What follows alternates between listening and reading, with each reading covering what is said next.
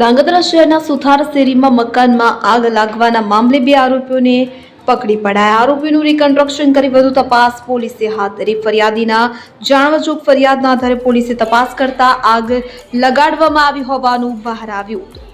સુરેન્દ્રનગર જિલ્લાના ધાંગધ્રા શહેરના સુથાર શેરી વિસ્તારમાં આવેલ અફઝલભાઈ રહીમભાઈના મકાનમાં તારીખ 11/11/2025 રોજ સવારના સમયે આશરે 3:30 ની આજુબાજુ મકાનમાં આગ લાગવાની ઘટના બની હતી. જે ઘટના બનતા ફાયર ટીમ દ્વારા તાત્કાલિક ઘટના સ્થળે પહોંચી આગ ઉપર કાબુ મેળવવાના પ્રયત્નો કરી ભારે જહેમત બાદ આગ ઉપર કાબુ મેળવ્યો હતો. જે ઘટનાથી અફઝલભાઈ રહીમભાઈને આગ લાગી હોવાનું નહીં પણ લગાડવામાં આવી હોવાનું અનુમાન થતા તેમણે ધાંગધ્રા સિટી પોલીસ મથકે પોતાના મકાનમાં આગ લગાડી હોવાની જાણવાજોગ ફરિયાદ આપેલ. પોલીસે ફરિયાદીના આધારે તપાસ હાથ ધરી હતી કે જેમાં આરોપીઓએ અગાઉનું બંદૂક રાખી આગ લગાડવામાં આવી હોવાનું બહાર આવતા પોલીસે અરમાન હબીબભાઈ મકરાણી તથા રિયાઝ મોહમ્મદભાઈ મંડલી નામના 2 શખ્સોની પોલીસે અટકાયત કરી હતી. પોલીસ તપાસમાં બંને શખ્સો દ્વારા પૂર્વ કાવતરું ઘડી આગ લગાડી હોવાનું બહાર આવ્યું હતું. પોલીસે આરોપી પાસેથી આગ કેવી રીતે લગાડી છે અને શેનાથી આગ લગાડી તે બધી વસ્તુઓનો મુદ્દામાલ કબજે કરી આરોપીઓનું રિકન્સ્ટ્રક્શન કરી આગળની કાર્યવાહી હાથ ધરી હતી. દિનેશ ગામવા સાથે જયેશકુમાર ઝાલા, ધાંગધ્રા.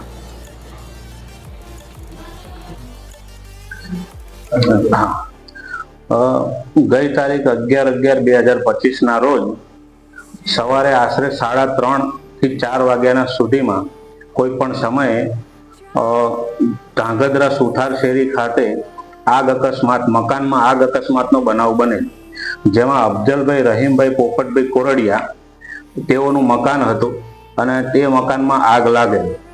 જે બાબતે ફાયર બ્રિગેડ દ્વારા આગ ઓલવવામાં આવેલ તેમજ તેઓની રજૂઆત આધારે પ્રથમ જાણવાજોગ દાખલ કરવામાં આવેલ. આગ અકસ્માતની જાણવાજોગ દાખલ કરવામાં આવેલ. ત્યારબાદ જાણવાજોગની તપાસ દરમિયાન એવું જાણવા મળેલ કે આ આગ અરમાન હબીબભાઈ મકરાણી તેમજ રિયાઝ મોહમ્મદભાઈ મંડલી બંને રહે ફૂલ ગલી ધાંગધ્રા વાળાને આ અફઝલભાઈ રહીમભાઈ સાથે કોઈ જૂની અંગત અદાવત બોલાચાલી થયેલ હતી. તેના આધારે તેઓના ઘરના નુકસાન કરવા માટે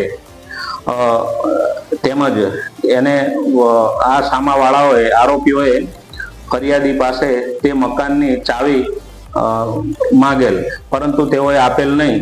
જેથી તેની અદાવત રાખી આરોપીઓ ઝઘડો તકરાર કરી અને પૂર્વયોજિત કાવતરું રચી કોઈ જ્વલનશીલ પદાર્થ તેમજ અન્ય માચીસ સાથે લઈ જઈ અને ફરિયાદીના મકાનમાં બહારથી તાળું મારેલું હતું જે તોડીને મકાનમાં પ્રવેશ કરી મકાનમાં આગ લગાવેલ હતી.